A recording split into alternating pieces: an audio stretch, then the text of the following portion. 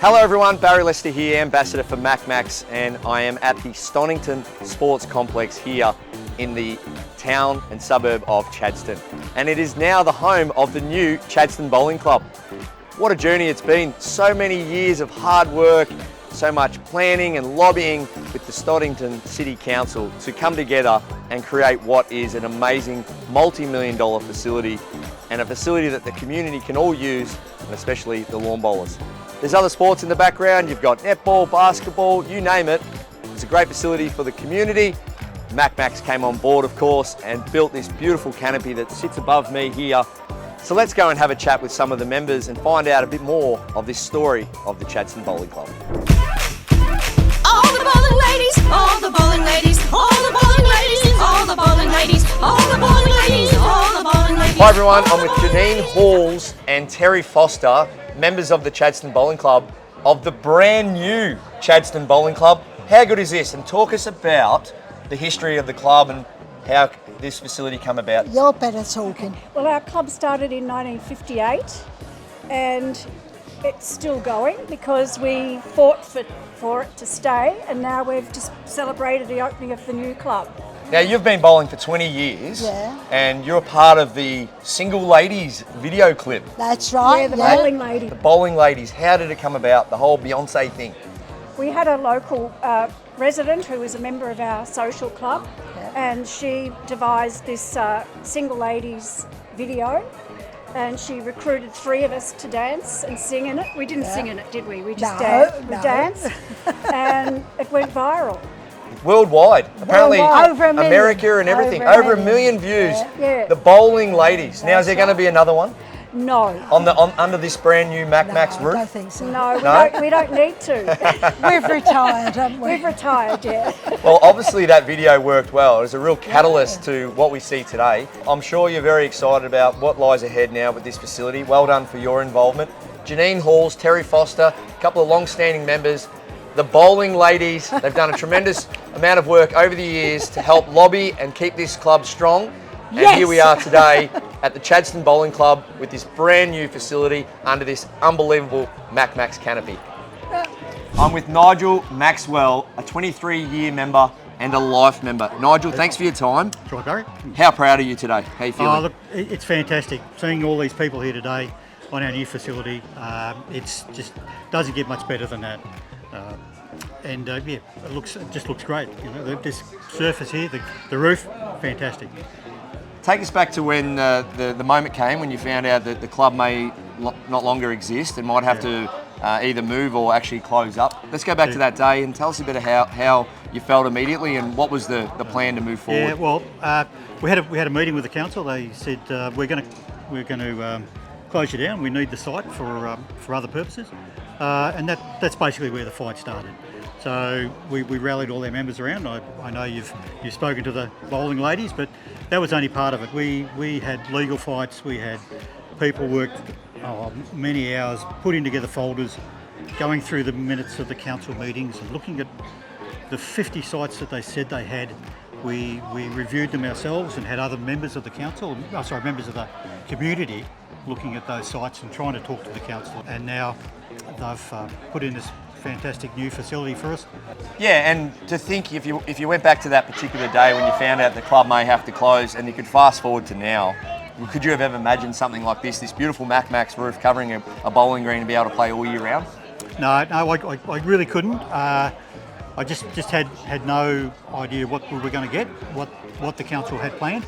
So, you know, looking at this new facility, it doesn't get any better than this. And you're a life member. What does that mean to you? You know, you've seen the trials and tribulations of Chadstone Bowling Club over the last 10 plus years, and to come out on top and you be a life member, how does that make you feel? Oh, look, it's fantastic to know that we've managed to get this facility and still exist. It's just great. It's great. Well, Nigel Maxwell, a life member here of the Chadstone Bowling Club, we thank you for your time and all the hard work you've done over the years to contribute to this. You know, what is an amazing facility. It is. And a really exciting future moving forward. Thanks for your time again. That's right. And well done. My pleasure, Barrie. Well, I'm with Stuart Amis, the president here of Chadstone Bowling Club. Stuart, it's finally happened. Here we are under this beautiful MakMax roof, out here on this green.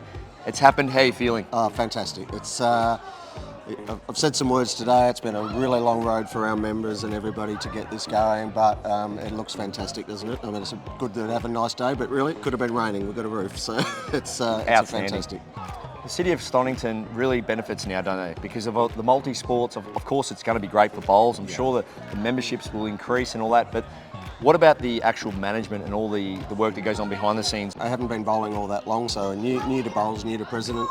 So into that and through this change has been a massive learning curve, fair to say, and massive learning curve about how we use this facility. It's very different to the old club. There's a lot of history before us. Great opportunity in Stonnington as well. Great opportunity for the people around here.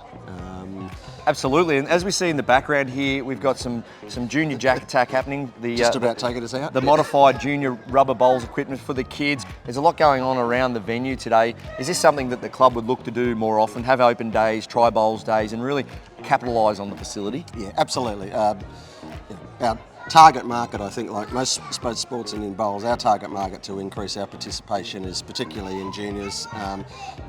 I joined the club when I was one of the young guys. That's a sad indictment a little bit, but so we're really trying to get juniors. We've got a really good relationship with the primary school that's just over the road, and we want to really make this a bit of a hub for female bowls too, if we can. Thanks very much for your time, Stuart. Keep up the great work, mate. I'm really excited to see what happens moving forward. So on behalf of MakMax, we're not only proud of what you've been able to achieve, but to be able to build this facility for you, and can't wait to see what happens moving forward for your club. Thank you very much. With Paul Diviny, the sponsorship coordinator. Paul, how excited and proud are you of what you're seeing today? Oh, we're amazed, Barry. You know, just this whole facility and the wait has been well and truly worth it. And we're really glad that MakMax has come to the party and not only built this great roof, but also sponsored the club. And what about sponsorship? They're not easy to come by, sponsors. Tell us a bit about some of your sponsors you've got now and how important it is to have them. Yeah, so firstly we've got Community Bank of East Malvern, yourselves at MakMax, and then Tiger Turf are our cornerstone sponsors. And we'll look to add to those over time as we settle in. In terms of what we're using the money for, it's funding everything from our uniforms to new bowls to other things we want to do from a coaching perspective and running different functions and things. So yeah, we're really pleased we've got you guys on board and the others, and it's just the start of things to come. What about membership itself? Where does membership sit at the moment, and are you really confident that membership will grow now with a facility like this? We've already got 2 full teams looking to add to that, and as we've found in the past, having social bowls here generates a lot of good players coming through, and there's plenty of people in the area that want to come and use this facility, I'd imagine. You've got so many people on site day in, day out, playing other sports.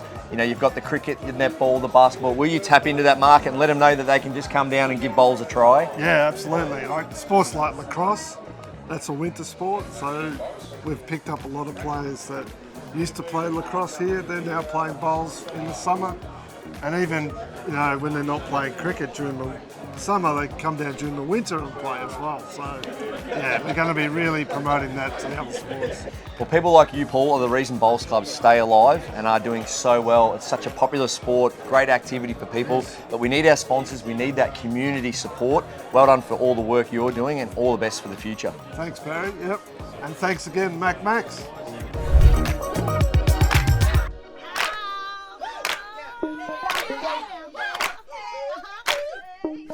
Wow.